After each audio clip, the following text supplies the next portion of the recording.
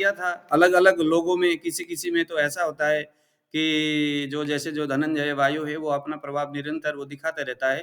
इसके विषय में हम लोगों ने कल जो बात किया था, जैसे कि कुछ लोग शारीरिक रूप से अपने हाथ को आगे पीछे उठाने का, झटकाने का, इस तरह का जो प्रयत्न निरंतर वो करते रहते शारीरिक रूप से, उनमें एक तरह का ये एक एक हैबिट सा जो बना हुआ रहता है।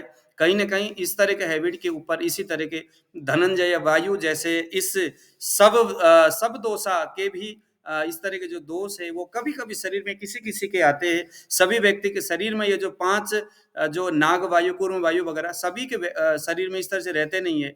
लेकिन वायु की जो सब दोषा है, प्राण, अपान, व्यान वगैरह, ये सभी व्यक्ति के शरीर में समान रूप से हमेशा काम करते हैं। लेकिन धनंजय वायु, देवदत्त वायु, कृकर वायु जैसे ये एक ऐसे वायु के अलग-अलग भेद है जो किसी खास परिस्थिति के मतलब कि स्थिति सामने आने पर वो शरीर में उत्पन्न होते हैं और कुछ समय के बाद फिर वो नष्ट हो जाए, शरीर से वो गायब हो जाते हैं। इसके बारे में हमने बात किया था। कल हम लोगों ने पित्त के विषय में बात किया कि नहीं किया, मैं आप लोगों से पूछना चाहूंगा। परसों अददाति छपयति पृथिव्या, आप लोगों ने कुछ नोट किया इसको? गुरुजी पित्त के बारे में तो बात नहीं हुआ था। अच्छा अच्छा, तो सबसे पहले आपको और ये कह रहा था गुरुजी हाँ कि ये जो वायु के बारे में भी आप बता रहे थे, नाग वायु, देवदत्त वायु, इसके वो आपको अभी समझ में नहीं आया लगता है। हम नोट नहीं कर पाए थे, हमारे तरफ आवाज पूरा कट जाता। अच्छा अच्छा अच्छा, ठीक है। अब मैं आपको देखो, मैं आपको और आप लोग जरा इसको नोट करिएगा। मुझे लगता है आप लोग ने इसको, एक तो आप लोग वेबसाइट में आइए और यहाँ आकर के इसको नोट भी करते रहिए। देखो, हमने कहा था प्राण, अपान, व्यान, समान, उदान, ये वायु के 5 भेद है और इन्हीं 5 भेद से निरंतर हमारे शरीर में जो वायु है वो विशेष प्रकार के कर्म करते हैं। वो प्राण वायु निरंतर काम करेगा, अपान वायु शरीर में निरंतर काम करेगा, लेकिन नाग वायु, कूर्म वायु, कृकर वायु, देवदत्त वायु और धनंजय वायु, ये वायु के कुछ ऐसे गुण और ऐसे कर्म है जो उन प्राण, अपान, व्यान के संयोग और अति योग से, या कफ और पित्त के जो सब दोषा है उसके साथ जो अति संयोग और अति वियोग से शरीर में कुछ ऐसा सिचुएशन उत्पन्न हो जाता है, होने के बाद जो एक चीज जो सामने आता है, जैसे डकार आना, बार बार डकार आना किसके वजह से होता है? उदान वायु के ही परेशानी की वजह से डकार आना आदि होता है, प्राण उदान की वजह से, क्योंकि डकार कहां से? ऊपर से आएगा। ठीक है जी। तो ऊपर की ओर जो दोषों को लेकर के जाने का काम कौन करता है? उदान वायु करता है। तो उदान वायु में जब कभी विकृति उत्पन्न हो जाती है, और यहाँ पर कभी कभी जो है अवलंबक और क्लेदक कफ की जब कभी विकृति होती है, कफ पित्त और वायु के जब असमानता शरीर में एक जगह में जब दिखता है, तो उस जगह में वायु का एक स्पेसिफिक प्रॉब्लम जो दिखता है, वहां पर ग्रंथकार बताते हैं कि जो बार बार जो डकार लेने की अब इसमें आदत जैसी बन गई। ध्यान देना, यह नाग वायु, कूर्म वायु, कृकर वायु, देवदत्त और धनंजय जैसे जो वायु है, ये एक अलग से हमारे सभी प्रकार के दोष और सब दोष से उत्पन्न होने वाली जो जो विकृति है, जो निरंतर शरीर में लंबे समय तक बन रहा है और कुछ दिन के बाद कभी कभी वो बंद हो जाते हैं। जैसे मैंने आपको बताया कि कुछ आदमी ऐसे होते जो निरंतर आंख को बंद करना, आंख खोलना, है ना, कुछ ऐसे हरकत करते हैं ना, आपने जरूर देखे होंगे ऐसे लोगों को। करते या नहीं करते बताइए? कुछ कुछ लोगों का ऐसी आदत होती है ना कि भाई वो आंख को बंद करते रहेंगे, बीच बीच में आंख के पलक को बंद करते रहते। अब वो बंद करने के पीछे वो स्वाभाविक है, वो शरीर का क्या है, वो स्वाभाविक, मतलब वो चाह करके ऐसा नहीं करते, बट वो स्वभाव से ही उनके शरीर में ऐसी स्थिति हो जाती है कि वो बार बार आंख को बंद कर, कभी वो एकदम खुला छोड़ेंगे, कभी वो पलकों को बंद करते रहेंगे। तो यह स्थिति जो हो रहा है उसके शरीर में, जो आदत सी बन गई उसमें, हो जाता है। हाँ, तो यह क्या है? यह ये कूर्म वायु के ही कारण से होता है। हालांकि कूर्म वायु हमारे शरीर में निरंतर चलने वाला कोई दोष नहीं है, लेकिन कभी-कभी इस तरह से हैबिट के रूप में इंसान में बनता है स्पेसिफिक कि नेत्र पलक बंद एवं खोलने की, जो बार-बार बंद करना खोलना, बार-बार बंद करना खोलना, किसी-किसी में हैबिट जैसा बन जाता है। लगा लो कि ये एक ऐसा रोग है जो किसी किसी समस्या की वजह से भी हो सकता है, या ऐसे भी आदतन भी हो सकता है। जैसे कोई आदमी क्या है, बहुत ज़्यादा बात करते वक़्त मुँह से थूकने का काम करता है। होता है कि नहीं होता? किसी-किसी के मुँह से जब हम बात करते हैं, तो बात करते वक़्त मुँह से बड़ा थूक आता है। अब वो चाहता तो नहीं है, बट मुँह से थूकते हुए बात करता है। तो ये सारे भी एक अलग तरह का समस्या है। तो आंखों का बार-बार बंद करना खोलना, ये हालांकि शरीर के दोषों के साथ इनका कितना संबंध है, कितना नहीं है, ग्रंथकार उसके ऊपर तो नहीं, बट यहाँ इतना कहते हैं कि अगर कोई आदमी बार-बार आंख बंद कर रहा है, खोल रहा है, ऐसा अगर किसी में हैबिट बन गया, समझ लो कि कूर्म वायु का ये प्रभाव है। लेकिन सभी के शरीर में कूर्म वायु हो जरूरी नहीं है, कभी-कभी हो जाता है शरीर में। ऐसे ही भूख प्यास उत्पन्न करना, ऐसे कुछ लोग हैं आप देखते होंगे कि बहुत ज्यादा भूख लगता रहता है, बहुत ज्यादा प्यास लगता रहता है, ये क्रिकर वायु के वजह से। ऐसे ही उबासी आता रहता है कभी कभी किसी किसी को, हालांकि ब्रेन में ऑक्सीजन की कमी होने से उबासी आती है, वो ठीक है। प्राण वायु ब्रेन में सही तरीके से नहीं जा रहा है, वहां पर कुछ कफ का अधिक संचित अवस्था कफ का हो गया, वो अलग बात है।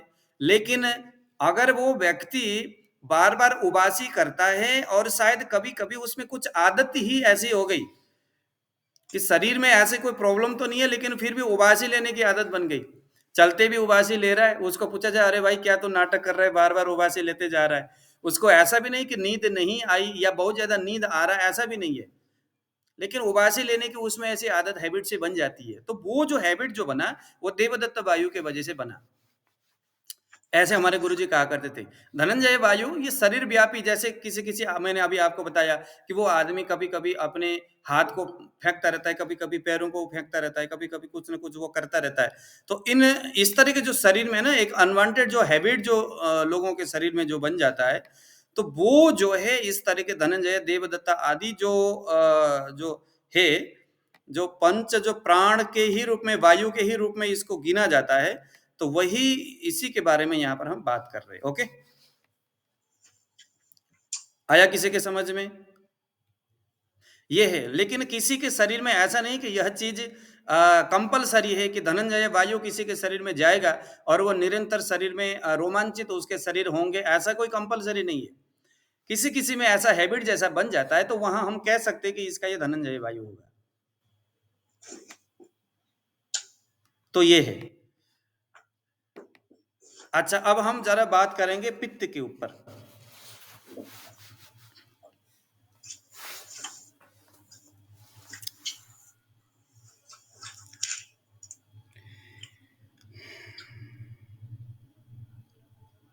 जैसे कि आपके स्किन आप लोग देख पा रहे हैं इसको? जी गुरुजी, दिख रहा है, स्क्रीन दिख रहा है। तो यहां लिखा है और ग्रंथकार बताते हैं, छपयति पृथिव्याः अददाति, जो पृथ्वी के सौम्य सौम्य, क्योंकि पृथ्वी को सौम्य बताया जाता है, उसको धरणी, उसको माँ बहुत सारी इस नाम से जाना जाता है, क्योंकि वो सौम्य है। पृथ्वी के ऊपर जो मर्जी कर लो, जो मर्जी बोलो, जो मर्जी कर लो, पृथ्वी स्थिर है, वो कुछ नहीं बोलती, इसीलिए वो पृथ्वी है। तो उसे सौम्य भी बोला जाता है। तो उसके जल और प्राणियों के बल का जो शोषण करता है, आहार द्रव्यों को अन्य रूप में परिणत कर देह कार्यों को ऊष्मा प्रदान करता है। किसी भी रूप से पहले वो ऊष्मा को निर्माण करता है, उसके बाद व्यक्ति को देता है। तो ये सारी चीजें क्या है, ये पित्त का स्वाभाविक गुण है। ऐसे में जो पित्त है वो अग्निस्त्रयवेदा, जठराग्नि, भूताग्नि और धात्वाग्नि। इसे आप लोग कृपया ये जो भी मैं बोल रहा हूं इसको आप लोग नोट करते हुए रखिएगा। पृथ्वी अपना ये जो अग्नि है, 13 प्रकार के अग्नि बताया जाता है। 5 प्रकार के भूताग्नि, 7 प्रकार के धात्वाग्नि और एक जो है जठराग्नि। ऐसे 13 अग्नि ही हमारे संपूर्ण शरीर में दाहकत्व को, यानी अग्नि की जो बल देने वाली जो क्रियाएं हैं, है ना, देह कार्य को उष्मा देने की जो कार्य है, वो उस कार्य को संपन्न करता है। जिसमें से जठराग्नि जो जठर में रहता है, छोटी आंत में रहता है, उसके आसपास में जठराग्नि, वहां रह करके अन्न प्रणाली में पचन का कार्य करता है जठराग्नि। सबसे पहले हम जो कुछ भी भोजन करते हैं, उस भोजन का सबसे पहले तोड़ फोड़ करके उसको पकाना, उसको गलाना, उसके बाद उसमें सारकिट विभाजन करना, उसमें से रस निकालना, शुद्ध रस निकालना, ये सारा का सारा काम कौन करता है? जठराग्नि। उसके बाद जो जठराग्नि से, मैंने जैसे कि आप लोगों के सामने कल परसों मैंने बताया था कि मान लीजिए कि आप ऐसे द्रव्य आपने ज्यादा लिया जो कि भूताग्नि और पृथ्वी जो कि भूत, एक सेकंड ना, आपने, मैं आपके सामने आऊंगा, मुझे आप लोग देख रहे हैं यहां पर, आपने ऐसे चीज खाया जिसके अंदर पृथ्वी तत्व और जल तत्व विद्यमान है ज्यादातर। जैसे मान लो कि आपने चावल खाया, चावल मधुर द्रव्य है ना, चावल को मधुर द्रव्य बोलते हैं। तो चावल में जल तत्व और पृथ्वी तत्व है। तो जब आप चावल खाओगे दही के साथ, तो सबसे पहले जो जाएगा हमारे जठर में, जठर उसको जलाएगा, पकाएगा, रस बनाएगा। अब देखो जरा, वो जो रस जो बनता है, तो रस बनने के बाद यहाँ क्या होगा? उस रस का यहाँ सबसे पहले दो हिस्से होंगे। दो हिस्से में क्या क्या होंगे? सबसे पहले जल महाभूत और पृथ्वी महाभूत का आहार बनेगा वो, क्योंकि हमारा शरीर तो पंच महाभूतों से बना हुआ है ना, पृथ्वी, जल, तेज, वायु और आकाश।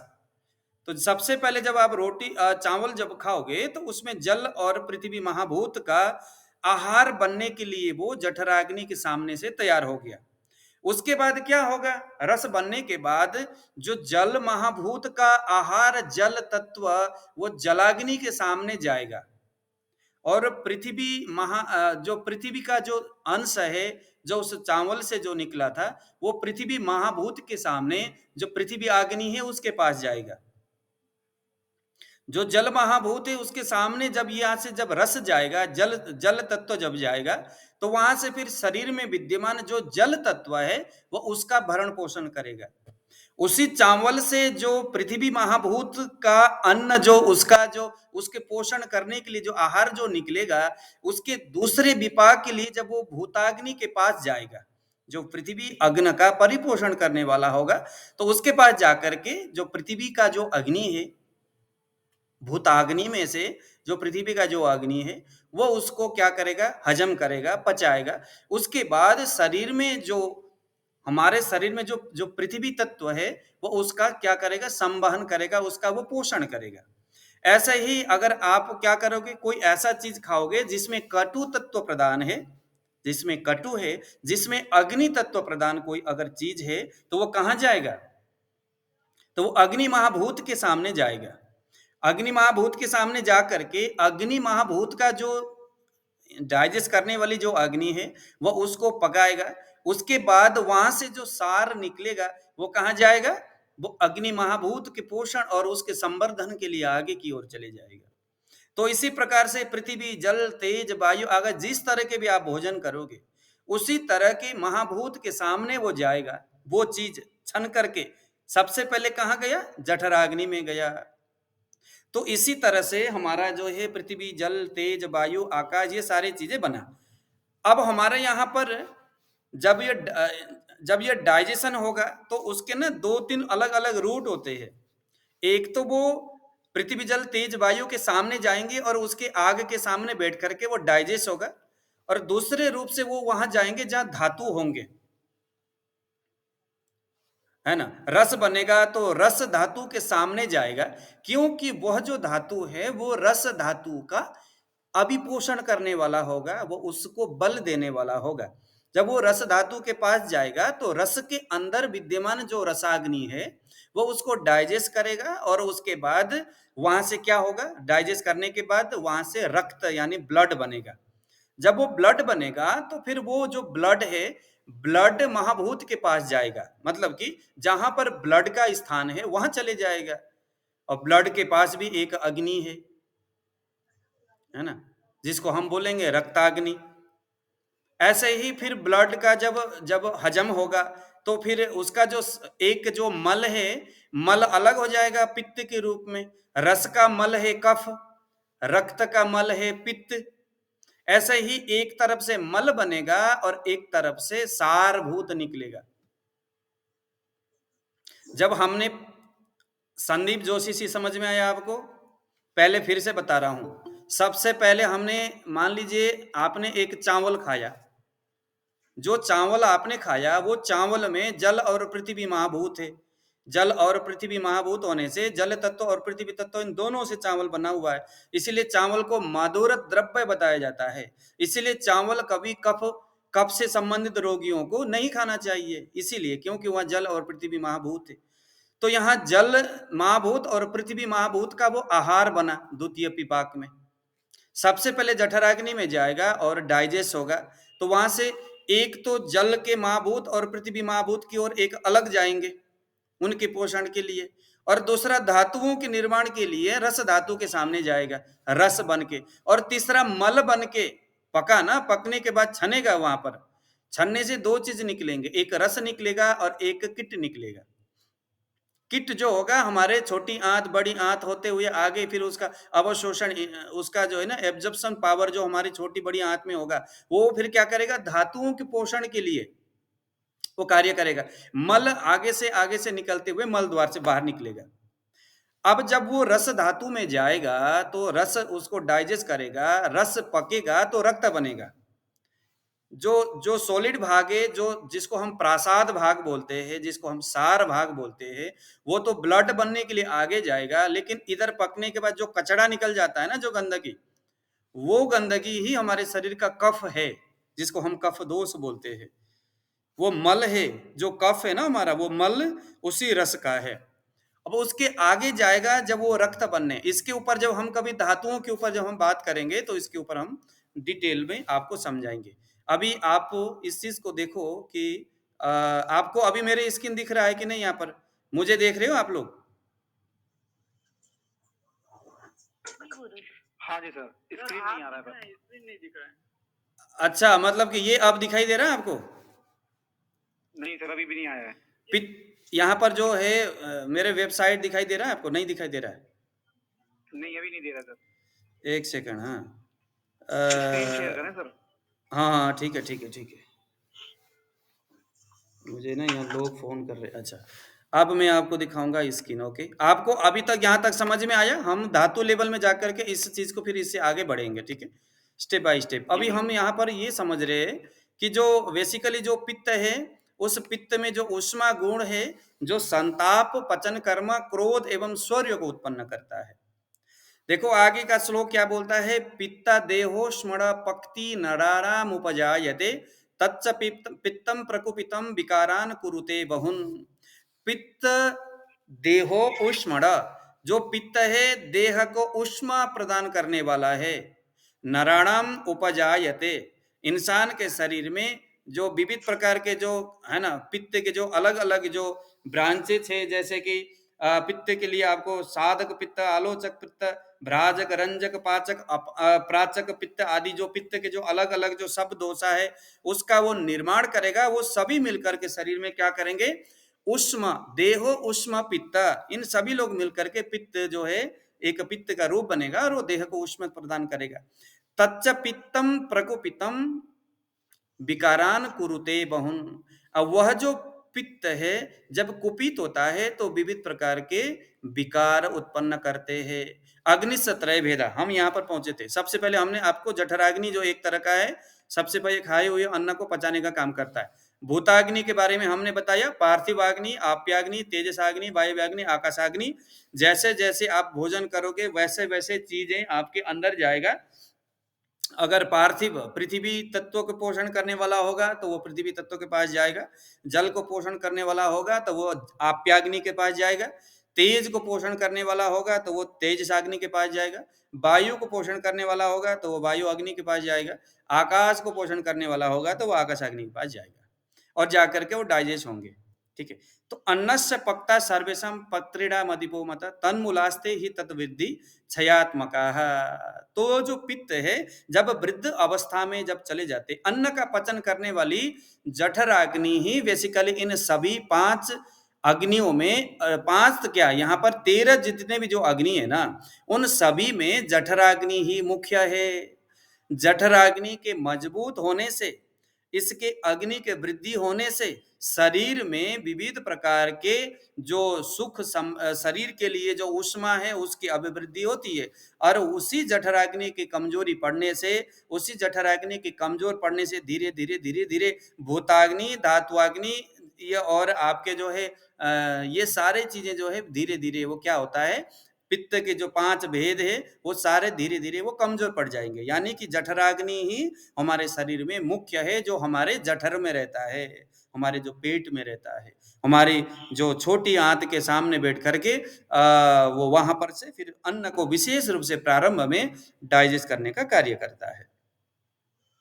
समझ में आया? अब हम सबसे पहले पित्त का जो सबसे मुख्य, जो जठराग्नि के ही सामने बैठा है, जिसका नाम है पाचक पित्त, तो इस पाचक पित्त के बारे में अब हम जरा यहाँ पर समझेंगे। पाचक पित्त जो है वो अमाशय और पक्वाशय में रहता है, उसी जठराग्नि के सामने।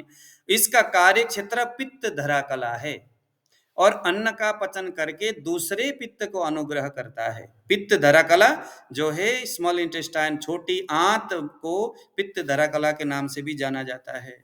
तो अन्न का पचन करके दूसरे पित्त को अनुग्रह करता है। जैसे दूसरे कौन कौन से? साधक पित्त, आलोचक, भ्राजक, रंजक, पाचक, इन सभी पित्त को अनुग्रह मतलब कि सबसे पहले वो पचन करेगा और दूसरे पित्त को बल भी देगा, उनको ऊष्मा देगा और उनके लिए पोषण के योग्य उस अन्न से रस को उत्पन्न करके आगे की ओर उनको अनुग्रह करेगा, यानी वहां तक छोड़ देगा, लो जी भाई आप अब खुश रहो के करके।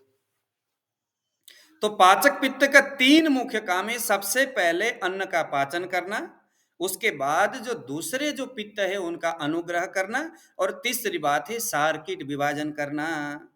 सबसे पहले अन्न पचन करके उसमें से रस और कीट है ना, सार और कीट, कीट यानी मल जो हमारे गुदा मार्ग से निकलता है, इनको अलग अलग करना। कफ, पित्त और वात, वात के जो भेद है कल हमने बात किए थे, और जो कफ है उन सभी मिल करके पित्त जो है उनके संयोग से सार और कीट इनका विभाजन कर देता है।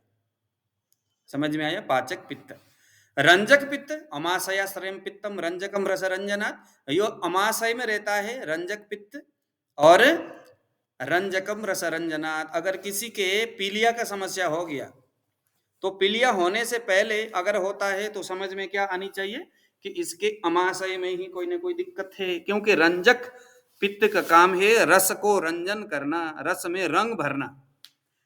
अब वो रक्त, अगर रक्त रंजन करेगा तो वो ब्लड बनेगा, उसी ब्लड में सबसे पहले तो वो जो है कि रक्त का ही निर्माण करेगा, मतलब उस रस में ब्लड रंग देगा, रेड रंग देगा, तो वही अमाशय में रहता है और रंजन का काम करता है, वो रंगने का काम करता है ना। जैसे रस में से रस बना देता, ब्लड बना देता है, ठीक है। ब्लड के अलावा जैसे जैसे दोषों के प्राधान्यता पर शरीर में कोई विकार उत्पन्न होता है तो फिर कभी कभी अलग अलग रोगों के आधार पर कोई है ना काला रंग बन जाता है, किसी किसी का स्किन, किसी किसी का नीला, किसी का हरा, किसी का पीला, अलग अलग रोगों में जिस तरह से भी ये रंग बनता है। तो वो सारी चीजें सबसे पहले कौन करता है? रंजक पित्त ही करता है। रसस्तु हृदयं याति समान मरुतेरित रंजित पाचितस्तत्र पित्तेना याति रक्तताम। रसस्तु हृदयं याति, जो रस है समान मारुते रित, जो समान वायु है वो समान, मारुत माने वायु है ना, हृदयं याति रसस्तु, अपने रस को हृदय में लेके आता है कौन? समान वायु। और वहां पर रंजित करता है कौन? पाचितस्तत्र पित्ते नयति रक्तताम। सबसे पहले जो रंजक पित्त है वो दूसरे पाचक पित्त के साथ मिलकर के हृदय के अंदर पचन का कार्य करता है, और यहाँ पर रंजक जो पित्त है वो रक्त को रंजन करने का काम करता है, उसी रस को ब्लड बना करके हृदय से बाहर फेंक देता है, यह शब्द ये बोलता है। और आ गया रंजक के बाद साधक पित्त। साधक पित्त के बारे में ग्रंथकार जिस तरह से बताते हैं कि यद पित्तम हृदय तिष्ठेन मेधा प्रज्ञा करम च तत् साधकम, जो पित्त हृदय में रहता है, साधक पित्त कहाँ रहता है? कोई बताएगा साधक पित्त कहाँ रहता है? साधक पित्त हृदय में रहता है। हृदय में रह करके साधक पित्त क्या करता है? क्योंकि हृदय में एक कफ का एक है, क्योंकि कफ जो है वो तमगुणी है, तो कफ का जो जो अवलंबक कफ है वो भी हृदय में रहता है। तो अवलंबक जो कि एक प्रकार से अंधेरे का प्रतीक है या तम का प्रतीक है, वो जैसे जैसे हृदय में हावी होता है, मैंने पहले भी आप लोगों को इसके ऊपर बताया हुआ है, तो वहां पर हृदय तिष्ठन यद पित्तम, यानी वो जो साधक पित्त हृदय में रह करके कफ के उस अवलंबक कफ ने हृदय में जो तम भाव उत्पन्न किया, अहंकार जो उत्पन्न किया, उसमें साधक पित्त अपने मेधा, अपने प्रज्ञा से उसको क्या करता है? साफ करने का काम करता है, उसके हृदय को बल देने का काम करता है, उसके हृदय में मेधा और प्रज्ञा को देने का काम करता है। कौन? साधक पित्त। साधक पित्त के अच्छे रहने से, बलवान होने से, मजबूत होने से व्यक्ति हृदय से बड़ा बलवान होता है, मेधावान होता है, ज्ञानी होता है, बुद्धिमानी होता है। अगर इसके कमजोर हो जाए तो हृदय में कलुषित उत्पन्न होना, अनिद्रा, आलस्य, ये सारे समस्या उस व्यक्ति के मन में उत्पन्न हो जाता है। जैसे समझदारी की कमी है ना, किसी किसी में होता है ना कि समझदारी बड़ी कमी रहती है, उसके मति में भ्रम यानी गलत फहमियां इतने ज्यादा रहता है कि पूछो मत। कई सारे अवधारणा लोगों से, कुछ भी बात किसी भी प्रसंग में करो तो तर्क देना शुरू कर देना, बहुत ज्यादा बेमतलब में बातें बोलना, और किसी विषय के ऊपर ध्यान केंद्रित न होना, एकाग्र की कमी होना, ये सभी साधक पित्त की कमी से होता है। समझ में आया? साधक पित्त मन के साथ जुड़ा हुआ रहता है। साधक पित्त जैसे जैसे कमजोर होगा वैसे वैसे व्यक्ति मानसिक रूप से कमजोर हो जाते हैं। अब आलोचक पित्त तो रूप ग्रहणाधिकृतम पित्तम, जो आंखों में रह करके रूप को ग्रहण करता है, रूप को दिखाता है, सामने से जो दिख रहा है वो मेरे लिए अच्छा है या बुरा है, इस चीज को कौन डिसाइड करेगा?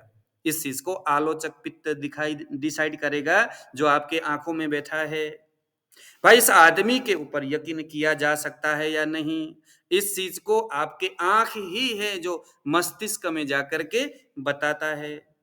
तो रूप ग्रहण, काला रूप मेरे लिए पसंद है कि नहीं, आप कपड़े देखने के लिए बाजार में गए किसी चीज को देखने के लिए, तो आपके आंख ही उस चीज को ढूंढता है जो अपने पसंद का होगा। बेसिकली आंख ही, क्योंकि रूप ग्रहण अधिकृतम पित्तम, आंख का काम इतना ही है, जो आपके लिए पसंद है वो आलोचक पित्त आपके सामने रख देता है, या आपको पसंद या नापसंद के लिए वो डिसाइड करता है आपके मस्तिष्क के साथ जुड़ करके। तो आलोचक पित्त का, अगर आलोचक पित्त कमजोर होता है तो व्यक्ति एकांगी हो जाता है, किसी चीज को देखता है, देखते रह जाता है, कुछ डिसाइड नहीं कर पाता। उसके बाद आता है 5वें नंबर में भ्राजक पित्त। क्या है ये? यत्तु त्वची पित्तम तस्मिन भ्राजकोग्नि।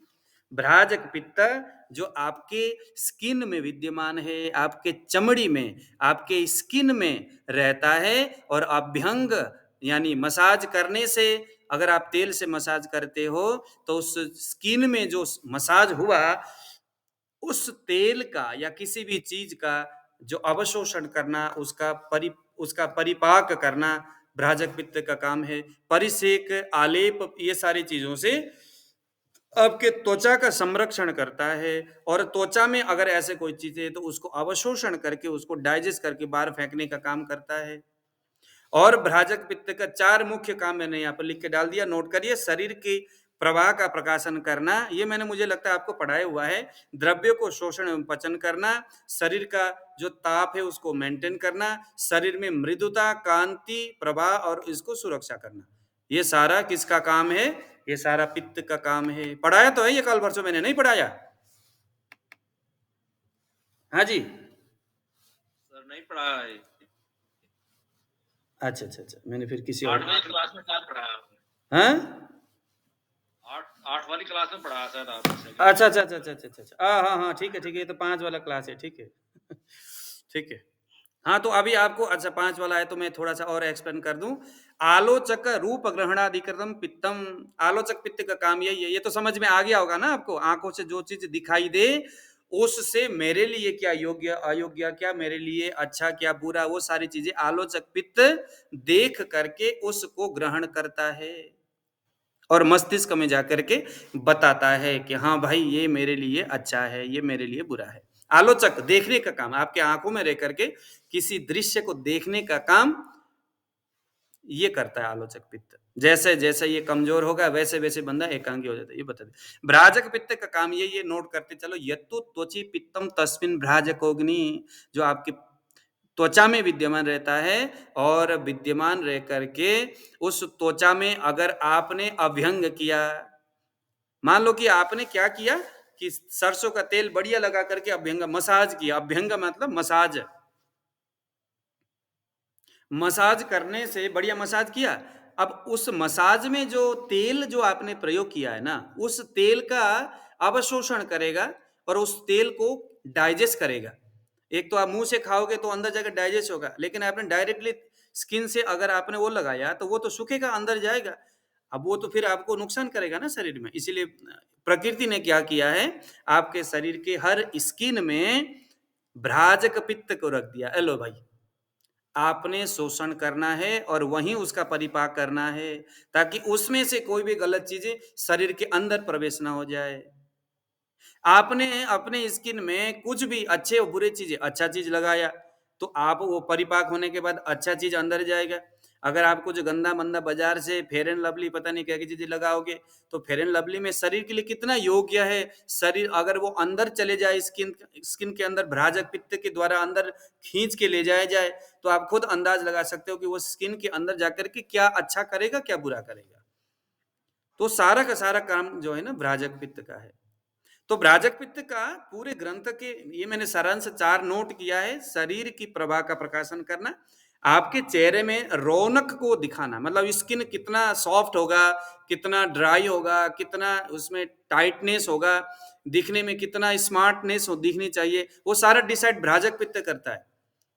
जिसका मजबूत, जितना मजबूत और सॉलिड भ्राजक पित्त, उतना वो दिखने में स्मार्ट। तो वो भाई साहब जो मुझे कह रहे थे, हो सकता है मेरा जो भ्राजक पित्त हो वो मजबूत हो। तो द्रव्यों को शोषण एवं पचन करना। अब मैं अपने, मान लो कि मैं पानी में चला गया अंदर और नहाने के लिए अंदर बैठा गया, और उसके बाद जब मैं बाहर आऊंगा तौलिया से थोड़ा सा टावल से मैं सफाई तो करूंगा, लेकिन थोड़े बहुत अगर अवशेष बच जाए तो वो क्या करता है, हमारा यही भ्राजक पित्त उन पानी को अंदर खींच करके उसको पकाने का काम करता है। तो शरीर के जो ताप है, जो हीट है, उसको मेंटेन करना, कितने डिग्री में हमारे बॉडी का जो ताप है उसको मेंटेन करना, रखना चाहिए, वो कौन, भ्राजक पित्त ही वो डिसाइड करता है। तो शरीर में मृदुता है ना, कोमलता, चाहे वो बाहर के स्किन हो, चाहे वो आंख हो, चाहे कुछ भी हो, जो बाहर नजर आ रहा है उसमें मृदुता, कोमलता लाना, उसमें स्मार्टनेस, कांति दिखाना, है ना। स्त्री में कितना मतलब कि फेस, लेडीज लड़कियों के फेस कितना कैसा दिखना चाहिए, पुरुष का फेस कैसा दिखना चाहिए, जानवरों का फेस कैसा, क्योंकि सभी में तो वही है ना ये दोषों के आधार। तो ये सारा वही। अब प्रभा, प्रभा का मतलब क्या होता है कि आभा जो होता है ना, आभा को प्रभा बोलो। प्रकृष्टे न आभा इति प्रभा।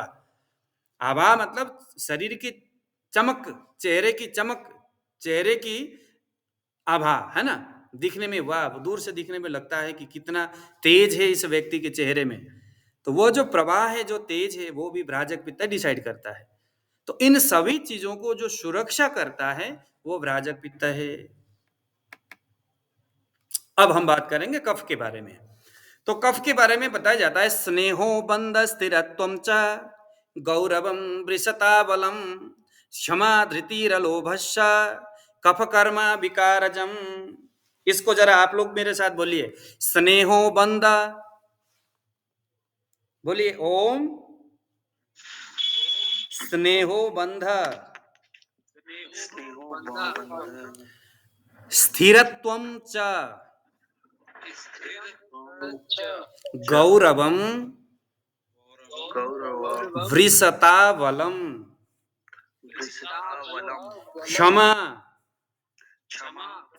धृति रलोभस्स क्षमा क्षमा धृति रलोभस्स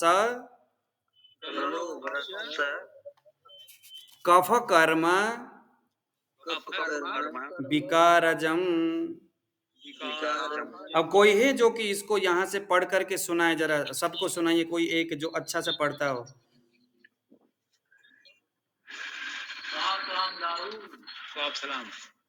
सुनाइए, कोई भी सुनाइए इसको। पढ़ाई चालू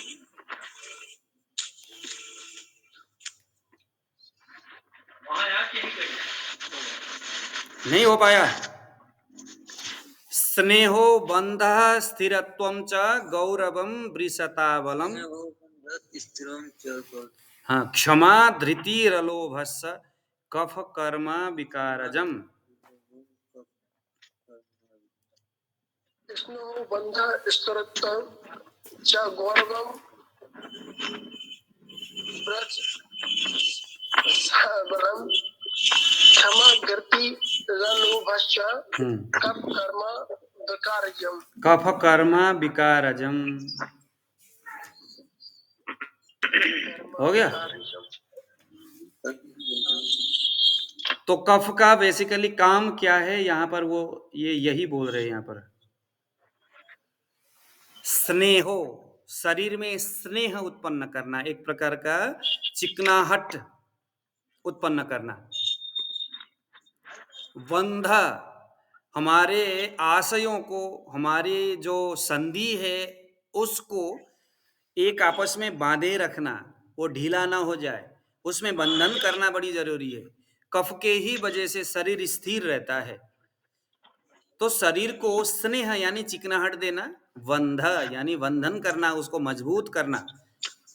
स्थिरा, आप लोग कृपया ऑडियो बंद करिए। स्थिरत्वं च, शरीर को स्थिर रखना। गौरवम, शरीर को मजबूत और भारी बनाना, है ना। और वलम वृषताबलम, शरीर में बल देना और शक्ति देना। क्षमा, क्षमा मतलब कि शरीर में क्षमा के भावना मन में उत्पन्न करना। रलोभस्स, लोभ से हीन होना। धृति, धारणा शक्ति बढ़ाना। ये सभी क्रियाएं कफ कर्मा, ये कफ कर्म, कफ का कर्म है।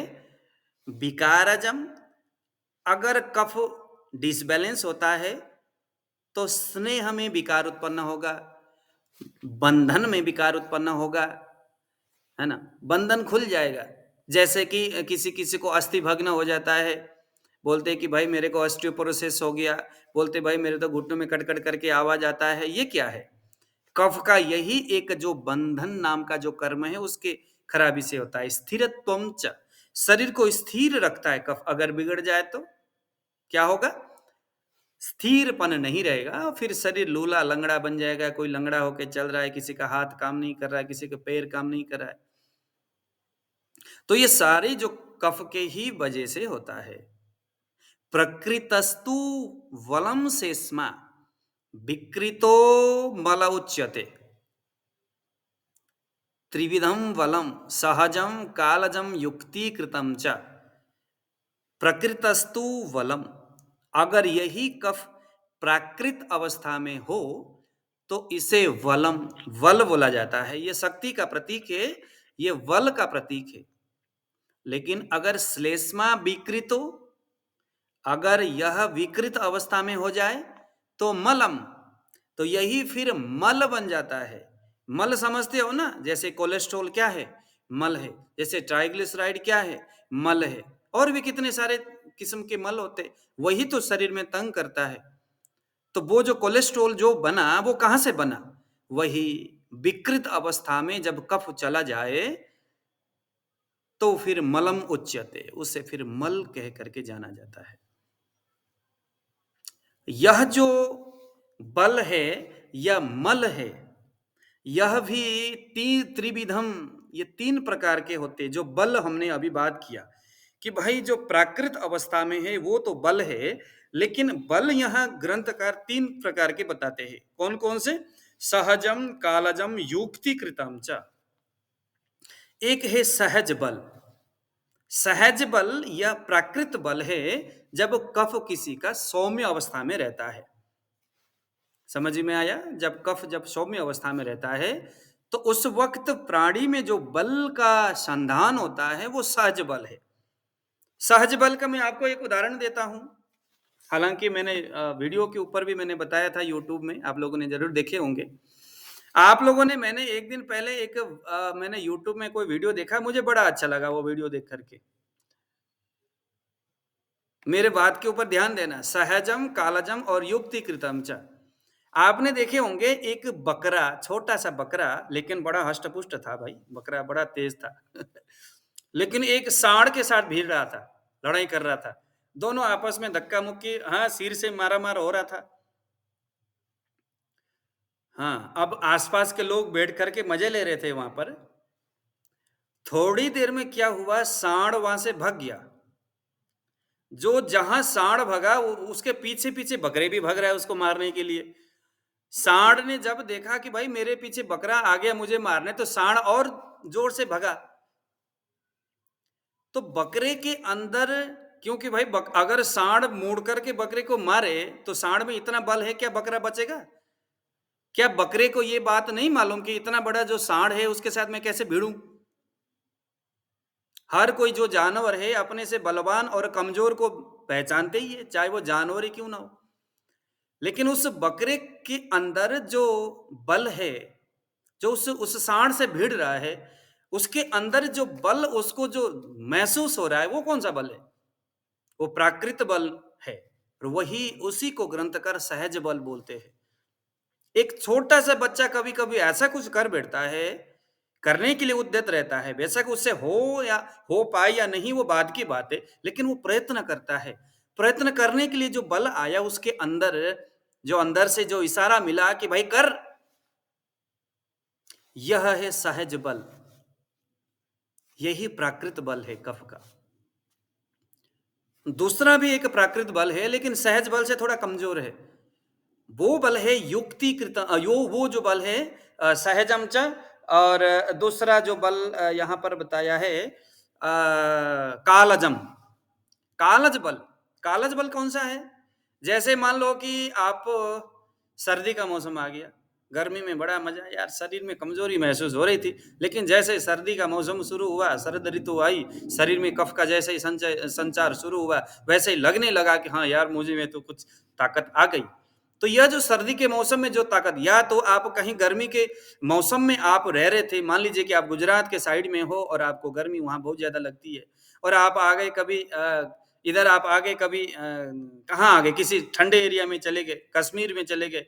इन वादियों में जब आप गए, रास्ते में थोड़ी थोड़ी सर्द हवाएं जब आपके शरीर को जब टच करती है, उसके बाद आपको ना अंदर से एक प्रकार का शक्ति का संचय होना शुरू होता है। तो वह जो शक्ति है, वह जो बल है, वो बेसिकली आपके शरीर का सहज बल तो नहीं है। तो वो जो बल उस वक्त जो आपको महसूस हो रहा है, और वो तब तक महसूस होगा जब तक आप उस पहाड़ के उन गिरी और कंदराओं के आसपास में रहेंगे, वहां के उन सर्द हवाएं जब आपके शरीर में जब तक टच होगा, तब तक आपको ये जो बल जो महसूस होगा, वो कालज बल है। यह भी कफ का एक रूप है। तीसरे नंबर में आता है युक्तिकृतम च। युक्तिकृतम क्या है? मान लीजिए कि आपके शरीर में बल क्षीण हो गया, और बल क्षीण होने का मतलब है कि शरीर में कफ क्षीण हो गया, है ना, कफ या पित्त क्षीण हो गया। तो ऐसे में जब आप कुछ बलकारी अश्वगंधा लो, शतावरी लो, शिलाजीत लो, ऐसे कुछ भी लो, जो बल को संशोधन करने का, बल को प्रसादन करने का, शरीर में उत्सर्जन करने का जो कार्य करती है, वो जब आप कुछ खाते हो, उससे कुछ दिन तक आपको बल या बली होने के जैसा, यार मजा आ गया, हम तो च्यवनप्राश खाया था मैंने, मैं वंग खाया था, मैंने स्वर्ण खाया था, और मुझे थोड़ी सी शरीर में जान आ गई। तो यह जो बल है, ये कौन सा बल है? यह जो बल है, यह युक्तिकृतम च। किसी युक्ति के कारण से, किसी क्रियमाण कर्तव्य और कर्म के वजह से बदौलत मिलने वाली जो बल है, वो क्या है? वो युक्तिकृतम बलम, वो युक्तिकृत बल है वो। तो 3 प्रकार के बल है, और जितनी भी हमारे आयुर्वेदिक, एलोपैथिक, होम्योपैथिक जो भी जो चिकित्सा की जो विधि है, वो सभी इसी युक्तिकृत बल के आधार पर काम करती है। तो इस प्रकार का जो त्रिविध जो बल है, वो बल भी 5 प्रकार के माने जाते हैं। जो बल है वो भी 5 प्रकार के माने जाते हैं। उनमें से सबसे पहला जो कफ है, क्योंकि वही कफ ही तो इन सभी 5 तरह के जो कफ है वही लोग मिल करके शरीर में बल का आधान करते हैं। तो सबसे पहला जो बल हम बताएंगे, बल प्रदान करने वाला, इसका नाम है क्लेदक। क्लेदक जो हमारे आमाशय के ऊर्ध्व भाग में विद्यमान है, अमाशय के ऊपर वाले भाग में क्लेदक कफ है, और अमाशय के नीचे वाले भाग में क्या है, आप लोगों को मैंने बताया था। देखे जरा कितना दिमाग लगाते हैं आप लोग। हाँ जी, बताएंगे जरा कोई। अमाशय के निचले वाले भाग में कौन है? पाचक पित्त है ना। पाचक पित्त आप लोग नोट कर रहे हो कि नहीं उसको? पाचक पित्त हमारे अमाशय के निचले भाग में रहता है ना। हमारे बड़ी आंत, छोटी आंत के आसपास में ही पाचक पित्त, जहां जठराग्नि है, अमाशय जब खत्म होने वाला होता है तो वहीं से वो शुरू हो जाता है, छोटी आंत। तो पाचक पित्त अमाशय के निचले हिस्से से शुरू होता है और बड़ी आंत तक जाता है, उसका प्रभाव क्षेत्र। तो अमाशय स्थितो अन्न संगातस्य क्लेदनात्। अमाशय का काम क्या है? अमाशय का काम है जो क्लेदक कफ का काम क्या है, वो अमाशय में स्थित है, अमाशय के ऊपरी भाग में। और सबसे पहले जो कुछ भी आप भोजन करेंगे, उस भोजन को क्लेद करना इसका काम है। उस भोजन को क्या करना, उसने इतना उसमें अपना कफ के जो क्लेद जो स्वरूप है, उस अन्न में इतना डाल देना कि वो बिल्कुल मूर्छित हो जाए, वो बिल्कुल भी शिथिल हो जाए, ताकि पाचक पित्त अब उसमें अपना तेज से उसको पका सके। समझ में आया? तो इतना काम क्लेदक कफ का है। क्लेदक कफ जो है अन्न की सफाई करता है। आहार का प्रथम पाचन करने हेतु भोजन का क्लेदन करता है, पाचन पित्त के लिए। ठीक है। और उस अमाशय में भी पाचन कर्म होता है, अमाशय में भी पाचन कर्म होता है। उसके निचले वाला जो हिस्सा है वहां पर मैंने आपको बताया था कि वहां पाचक पित्त रहता है।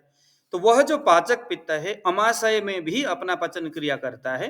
तो वहां सबसे पहले जो पचन कर्म होगा, भोजन करने के बाद जो सबसे पहले जो पाक होगा, वो वहां से उत्पन्न होने वाला जो रस है वो मधुर रस है।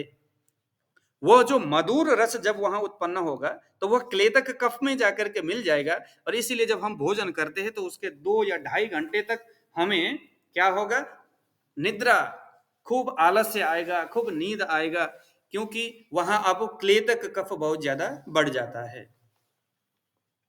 ठीक है जी। कम से कम भी 2 या 2.5 घंटे तक निद्रा, आलस्य आदि उत्पन्न हो जाते हैं।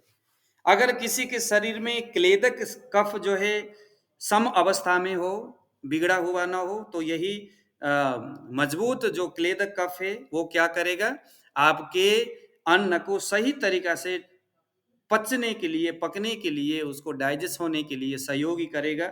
अगर ये कमजोर होगा तो इसकी कमजोरी से अरुचि, भोजन के प्रति रुचि ना होना, और मंदाग्नि, अग्नि की कमी होना, क्योंकि क्लेद जब बढ़ेगा तो अग्नि को क्या करेगा, पाचक अग्नि को वो कमजोर कर देगा। तो आपके अमाशय में फिर कई प्रकार की समस्याएं उत्पन्न कर देता है। दूसरे नंबर में अवलंबक कफ है। अवलंबक कफ जो है उरस्थान में, उरस्थान कहाँ है, हमारे हृदय से, हमारे जो हार्ट है, हार्ट से हमारे लंग्स के बीच में, उस स्थिति को, उस एरिया को उरस्थान बोलते हैं। तो अवलंबक कफ वहां पर रहता है। अवलंबक कफ हृदय में भी रहता है ना। हृदय है ना, तो हृदय, विशेष करके हृदय ही है जहां अवलंबक कफ रहता है। अवलंबक कफ क्या करता है, हृदय में एक तरह से लुब्रिकेशन करने का काम करता है। यह हृदय में निवास करता है मुख्यतः, और प्राण वायु और साधक पित्त की सहायता से हृदय में सात्विक भाव उत्पन्न करता है। इसके खराबी होने पर हृदय रोग, मानसिक रोग, ओज की कमी, सांस में घरघराहट, रात में सोते वक्त अगर कोई बोले कि सर रात में सोते वक्त मुझे घर घर घर घर करके आवाज आता है, खनाटा, क्या बोलते हैं उसको, खनाटा बजना। तो जो जितना रात में आवाज चिल्ला चिल्ला करके खनाटे बजाते हुए सोते हैं, समझ लो कि इसके अवलंब कफ में प्रॉब्लम है। दमा का शिकायत इसी के वजह से होता है। हृदय में संकुचन, फेफड़ों में संकुचन, सर्दी, खांसी, सुस्ती, पेट में दर्द, श्वसन विकार, जितने भी श्वास से संबंधित जो समस्या है वो सभी अवलंब कफ के वजह से होता है, क्योंकि इसका जो गति है ऊर्ध्वगामी गति होते हैं, या हृदय से लेकर के हमारे फुफ्फुस के बीच में अपना प्रभाव रहता है इसका। इस अवलंबक कफ की कमी के वजह से आप हमारे हृदय में जो हार्ट है उसमें श्रिंकी, उसमें सूखापन आना शुरू हो जाता है। इसीलिए शरीर में अवलंबक कफ का बड़ा महत्व रहता है। ऐसा ही बोधक कफ, बोधक जिह्वा के मूल में रहता है। एक चीज ध्यान देना कि हमारे शरीर के हर एक अर्गन, हर एक स्किन बाहर हमारे उंगली के जस्ट टीप में बहुत जो बोधक कफ जैसे सेंसिटिव लगे होते, जीभ के टीप में सेंसिटिव है, उसे बोधक कफ कहेंगे। उंगली के टीप में भी इसी तरह के सेंसर लगे हुए रहते, तो वह सेंसर किसी चीज को स्पर्श करके उसके स्वाद को महसूस करने का, वो मेरे लिए अच्छा है या बुरा है, वो सारी चीजें वो मैं, इसलिए हम नाड़ी परीक्षण उसी सेंसर के माध्यम से तो करते हैं। यह जो वाइब्रेशन हो रहा है, यह जो मूवमेंट हो रहा है, वो कफ वाला है, पित्त वाला है, वात वाला है, दो इनके सब दोष क्या है, इससे अर्गन में कौन सा क्या कुछ खड़बड़ी हो रही है, गड़बड़ी हो रही है, ये अभी क्या कुछ खा करके आया है, इसके पित्त की थैली है कि नहीं है, ये सभी चीजें आपको वहां से होना शुरू, मतलब कि पता चल जाता है। तो बोधक कफ रसनस्था सम्यक रसबोधनात्, जो रसना है जैसे जीभ है उसके अग्रभाग में रह करके रस का बोधन करने का कार्य ये करता है। तो रस का बोधन से कैसे, मतलब अगर आपने कोई मधुर रस पाया, खा लिया, तो बोधक जो है, बोधक कफ क्या करेगा, हाँ ये जल और पृथ्वी तत्व प्रदान है तो उसको हिट करेगा। जल पृथ्वी तत्व जो वहां के जो अग्नि है, जो जल तत्व, जो जल महाभूत के जो अग्नि है उसको कहेगा देख देख देख देख तेरे लिए आ गया ये पोषण देने वाला, चल जग जा, तू खड़े हो जा, तू जग जा। ऐसे ही पृथ्वी महाभूत के सामने भी जाकर के उसको हिंट देगा, एक तरह से सूचना देगा, भाई तेरे लिए आ रहा है पोषण करने वाला, जग जा तू। बोधक कफ वो जीभ में ही बता देगा। हमारे हिंदू धर्म में भोजन करने से पहले स्वस्ति वाचन करने का बड़ा प्रथा है। स्वस्ति वाचन करने का, स्वस्ति वाचन करके उस भोजन को देख करके उस स्वाद को आस्वादन करते हुए स्वस्ति वाचन करने की बातें बताया गया है। क्यों? क्योंकि इससे हमारा जो जीव है इसमें जो बोधक कफ है वो उत्तेजित होगा, और जितना जितना बोधक कफ उत्तेजित होगा उतना उतना भोजन के प्रति रुचि बढ़ेगा। बोधक कफ हमारे शरीर के हर एक अंग को बोधन यानी जागृत करने का काम करता है। जीभ के जस्ट टिप में रहता है। आपने मधुर रस खाया तो मधुर रस खाने से क्या होगा, मधुर रस खाते ही जो बोधक रस कह देगा जल महाभूत को कि भाई तेरे पास आ रहा है अब कोई चीज, पृथ्वी महाभूत को कह देगा भाई तेरे पास कोई चीज आ रहा है। अगर अम्ल रस को आपने खा लिया तो यह अम्ल रस जल और अग्नि प्रदान वाला है, तो जल और अग्नि महाभूत के उस अग्नि को जाकर के वो वहीं से सूचना दे देगा। ऐसे ही अगर आपने कोई लवण रस, कोई नमकीन चीज खाया तो लवण जो नमकीन है वो पृथ्वी और अग्नि प्रदान होता है, तो कह देगा पृथ्वी महाभूत को, अग्नि महाभूत को, भाई तुम्हारे पास आ रहा है कुछ। ऐसे ही अगर कोई कटु रस वाला कुछ आपने खा लिया, मान लीजिए कि आपने कोई कड़वा, आपने कोई काली मिर्च खाया या पीपली खाया, ऐसे कुछ खा लिया, तो तुरंत बोधक रस को जीभ के बाहर पहले ही जाने से पहले ही पता चल जाएगा। अगर आप बड़ी ऐसा आहा क्या मजा आ गया, आज तो मजा ही आ गया, ऐसे प्रसन्न मुद्रा में अगर आप भोजन करोगे तो बोधक कफ को पहले पता चल जाएगा कि यार आने क्या जा रहा है अभी, इसका मतलब कुछ स्वादिष्ट चीज मेरे अंदर आने वाला है। बोधक कफ उन सभी अर्गन को एक्टिव कर देगा। इसलिए हमेशा भोजन बड़ी प्रसन्नता पूर्वक एकदम खुश होकर के स्वस्ति वाचन अपने इष्ट देवताओं को ये स्मरण करते हुए, वाह मजा आ गया, क्या बढ़िया चीज, ये सभी चीज करने से हमारे जीभ के टिप में विद्यमान जो बोधक कफ है वो एक्टिव होगा और उन सभी महाभूतों को, उन सभी धात्वाग्नियों को, उन जठराग्नियों को, उन सभी अग्नि के जो अलग अलग भेद है उनको वो जगाने का काम करेगा, उनको भी वो बोधन करने का काम करेगा, उनको बताने का काम करेगा कि देखो भाई हमारे सामने आ रहा है, यहाँ पर अंदर डालने की तैयारी चल रही है, सोस्ती वाचन चल रहा है। तो सभी जो काम है वो बोधक रस। ऐसे ही अगर आपने कोई तिक्त रस प्रदान कुछ चीज खा लिया तो ये वायु और आकाश प्रदान है, वायु और आकाश प्रदान। तो वायु महाभूत और आकाश महाभूत को जाकर के वो कह देगा कि हाँ भाई देखो तुम्हारे सामने कुछ चीज आने वाला है, तैयार हो जाओ। ऐसा ही कसाय रस अगर खाओगे तो ये वायु और पृथ्वी महाभूत को पोषण करने वाला है कसाय रस। तो कसाय रस खाते ही वो पृथ्वी और आपका वायु महाभूत है उसके सामने जाकर के उनको वो बोधन करने का, उनको वो चेतना देने का वो काम करता है। जीभ में रहता है, स्वाद का पता लगाने का काम करता है, मेरे लिए वो अच्छा है या नहीं अच्छा है, या मीठा है नमकीन है कैसा है ना, पसंद है या ना पसंद है, कब खाया था, कब खाया था या कभी खाया ही नहीं था, वो स्टोर ब्रेन में, ब्रेन के साथ भी कनेक्ट करता है उसका। हाँ यार ये मैंने कभी खाया था। जब आप कहते हैं ना कि कोई चीज अगर आपने खाया, यार मैंने खाया था ये चीज, साला कहीं तो मैंने देखा इसको, खाया है मैंने कहीं। तो वो सारा का सारा जो गेम है ना सभी बोधक कफ का है। शरीर में देखो बोधना चेतना को देने का काम करता है रस आस्वादन से संबंधित पदार्थों के ऊपर। तो ये सारा का सारा बोधक कफ। ऐसे ही तर्पक कफ, तर्पक कफ का भी बहुत बड़ा ये तर्पण का काम करता है आपके मस्तिष्क में रह करके। आपके ये तर्पण किसको करेगा, आपके बुद्धि को करेगा, आपके आंखों को करेगा, आपके इंद्रियों को तर्पण करेगा। तर्पण क्या चीज है, तर्पण जो है बल और पुष्टि को देने वाला, आपके आंखों को तेज रखने वाला, आपके मर्म संधियों को सुरक्षित रखने वाला, ठीक है। तर्पक कफ संपूर्ण शरीर का पोषण भरण पोषण करता है जी। यह मानविक भावों को स्थिर रखने में सहायता करता है। इसका हृदय और मस्तिष्क के बीच में बड़ा एकदम गाढ़ा संबंध है। तर्पक कफ तर्पणा करता है, ये शक्ति का संचय करता है। ये आपके मस्तिष्क में जो मज्जा धातु है ना ब्रेन में, तर्पक कफ का वहीं पर निवास है और वहीं रह करके मज्जा को सक्रिय करने का काम करता है। समझ में आया? तर्पक कफ को लिख लो। इसके खराबी से साइनसाइटिस होता है, सिर में दर्द, गंध विकार, पता ही नहीं चलता आपको नाक से, है ना, क्योंकि तर्पण दे रहा है ना, तो नाक से मतलब आपने धूप क्या जलाया, कुछ चीज आ रहे हो नहीं आ रहे हो। अगर बोधक कफ कमजोर होगा तो पता ही नहीं चलेगा आप क्या खा रहे हो, स्वाद के बारे में नहीं पता, आप मीठा खा रहे हो, नमकीन खा रहे हो, अच्छा खा रहे हो, बुरा खा रहे हो, स्वादिष्ट खा रहे हो या कुछ कैसे खा रहे हो।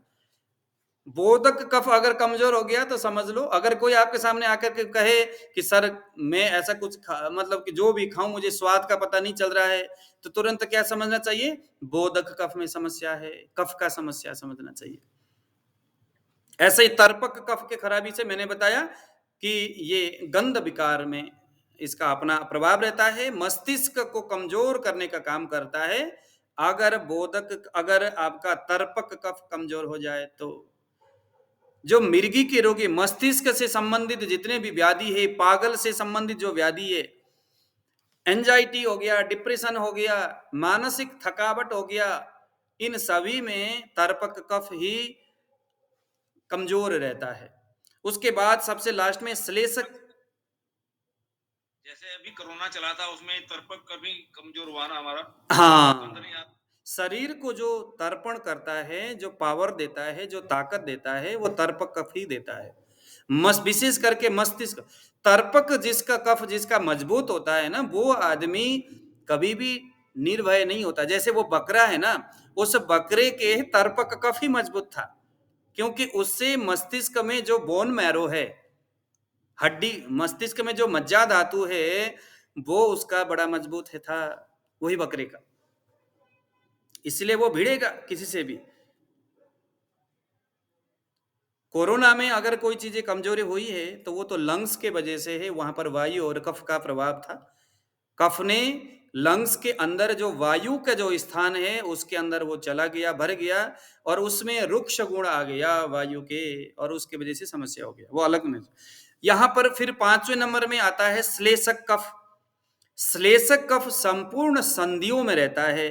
कुछ लोग कहते हैं ना सर ये यहाँ पर हमारे इसमें दर्द होती है, कुछ लोग कहते हैं यहाँ पर हमारे, है ना, गर्दन में दर्द हो रहा है, कान में दर्द हो रहा है, उंगलियों में कड़कड़ करके आवाज आ रहा है, घुटनों में दर्द हो रहा है, पूरे जितने भी जो मर्म संधि है वहां पर प्रॉब्लम आ रही है।